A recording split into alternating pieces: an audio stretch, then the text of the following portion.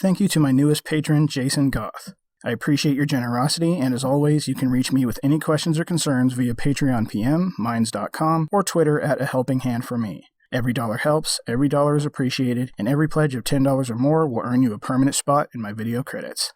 Alright, so I already know that I'm going to ruffle a few female feathers with this one, even though it's a very specific, very repugnant type of woman that I'm going to be speaking about here. But I honestly don't care, because women like this one need to hear this as often as possible. So consider this my official not all clause. And I do mean it when I say not all, as I wouldn't even be interested in finding a woman if I thought for a moment that they were all like this.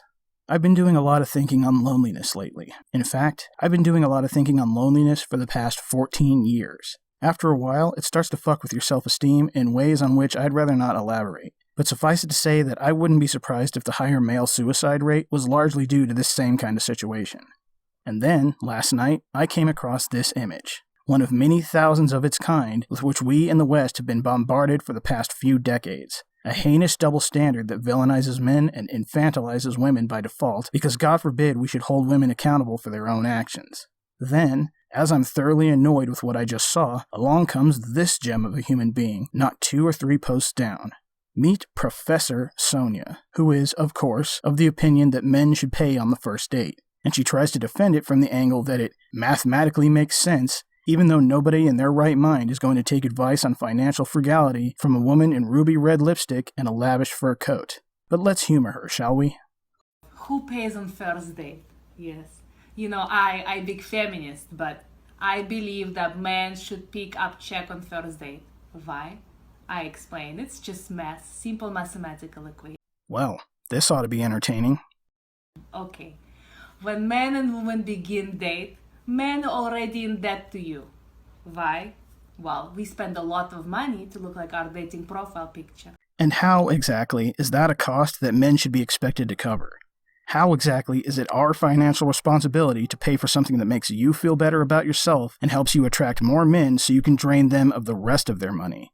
Especially when you're not making yourself look good for us specifically, because there is no guarantee that this date or any other date is going to end in sex. And are you under the impression that men don't spend money to make themselves attractive? Do you think they dress that way or groom themselves that way because it matters to them personally? No, they do it to look like their profile pictures as much as possible, because they know looks matter to you too. Okay, you see, blowout, $50. Manicure, $15, 25 gel plus tip, $35. Eyebrows threading, $15. Lipstick, Tom Ford, $30.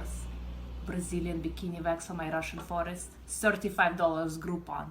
So you see, already $200 you owe me. Not my fucking problem.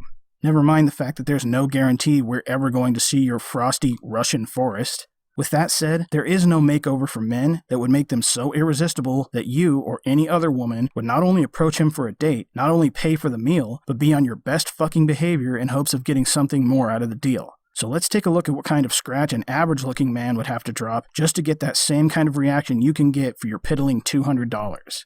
Giorgio Armani twill tie, $225. That's just the tie, and I already have you beat. Let's continue. Hugo Boss Italian calfskin Oxford Brogue wingtip dress shoes, $645. John Hardy classic chain diamond square cufflinks, $1,295. Giorgio Armani plaid wool silk two-piece suit, $3,195. Rolex Oyster Perpetual Series Pearl Master 39 watch, $67,390. 2017 Maserati Elantra Millicavalli, $1.2 million.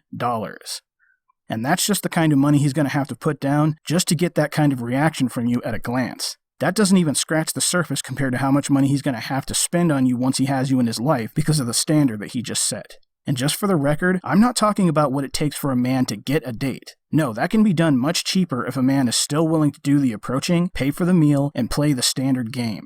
What I'm talking about is the kind of first impression that would turn the entire dating dynamic as we know it on its head and make a woman so thirsty and desperate that she will jump through hoops, including asking him out and paying for his meal, just to make sure she has a shot with him. So yes, you buy me steak dinner, you buy me a nice bottle of wine, I'm gonna need it for the Brazilian bikini. You ask me if I want dessert, and you pay for my Uber home. It's just mess. And you still owe me $35, but I forgive you. Yeah, go fuck yourself, you gold-digging Russian twat. Not in this life or any other. You're not worth any decent man's time. Ladies, here's what you need to understand. Both obnoxious guys who send you dick pics and entitled bitches like this who think their pussies are made of gold are the natural consequence of a cultural system that makes every romantic decision yours and yours alone. Because the men who are going to have the highest capacity for approaching you are always going to be the ones who feel nothing when you reject them. The shameless sociopaths who only do what they want, when they want. And women like this, who have only ever known daily adoration from men, who have never been turned down for anything in their lives, are going to be the ones most likely to assume that they are doing men a favor by sleeping with us. Feminists like to think that men are behind the wheel in society, that we're the ones in control, but it's really more of a driving Miss Daisy situation. Even in the days when it was almost exclusively men making money, it was still women doing most of the spending, just like it is today. That's why you don't hear about men catfishing women on the internet nearly as often as the reverse. Even though men have always been the majority of figures with political authority, it's still only women's issues which are given gender-exclusive attention in Congress, and we have never seen any movements expressly, specifically, and exclusively for men with any amount of lobbying muscle. We may have historically been the ones behind the wheel, but it was always Miss Daisy who owned the car and who told us where to drive. In Western society today, it's only acceptable to demonize men for their biological urges. It's socially acceptable to chastise men for thinking with their dicks, but if you so much as suggest that a woman can be a little harder to deal with when they're on their periods, you're a misogynist. I know that this will never happen, as it would go against our very biological nature, but it's one of my biggest fantasies to see women put in men's shoes for once, to see them stripped of all their privileges as women, just so entitled cunts like this can understand what an advantage they really have. I would love to see all men around the world, from the filthiest hobo to the best manicured billionaire, outright refuse to approach women for dates ever again. Women in their 20s would suddenly understand what it's like to not be worshipped. They would finally understand what a blessing it is to be desired and sought after by default, and not to be expected to do the approaching or weather the inevitable successive rejections, even if it means having to tolerate dick pics and catcalls. And all of those lower qualifying standards that work in your favor, all of that special attention your issues get in the political arena, and your ability to cry in public without being judged, gone. Because now, nobody gives a fuck about your feelings.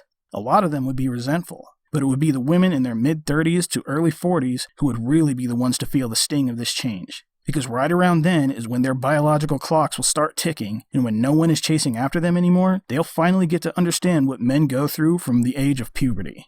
Suddenly, the dating market will be flooded with the cougars of today, but they'll be in for a rude awakening when they start going on the prowl. Because now, sexual seduction will be taken away from them as a viable bargaining chip.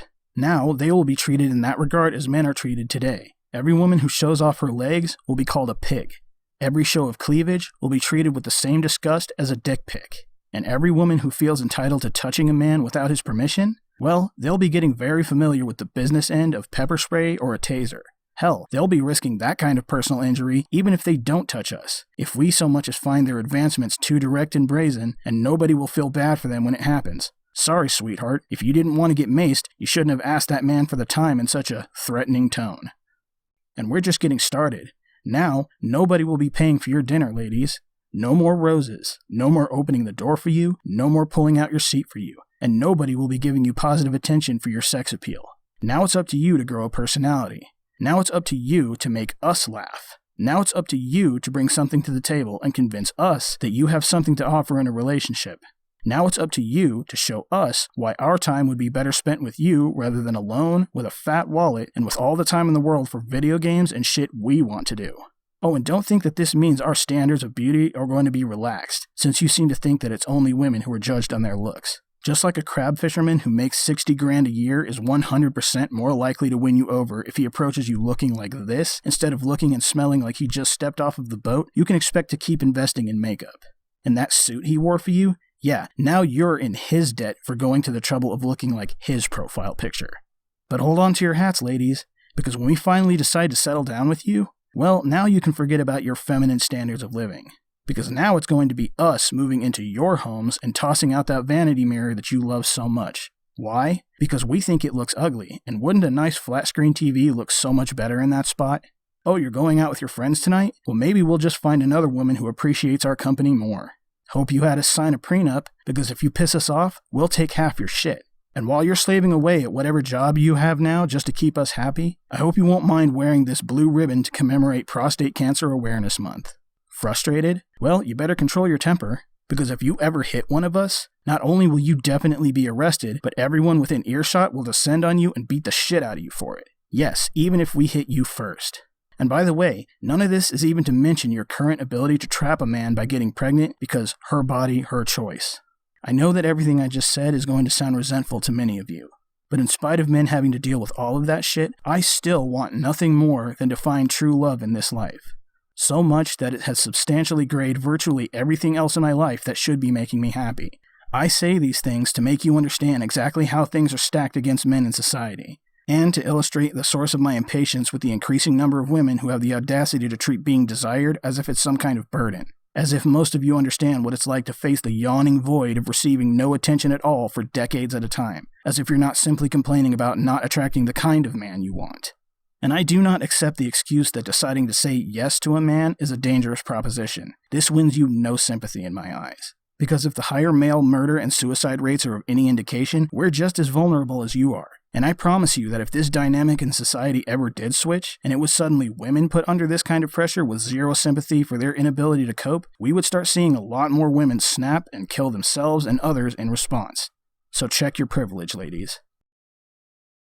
Thanks for watching, guys. If you like what you saw here, have a look at my other videos and leave me your thoughts in the comments. If you support my message, then please like, favorite, and subscribe. If you'd like to help this channel improve, you can reach out to me on Twitter or on Facebook with any suggestions. And if you'd like to support me more directly, please consider following me on Patreon. Links in the description. Thanks again, and I'll catch you all in my next video.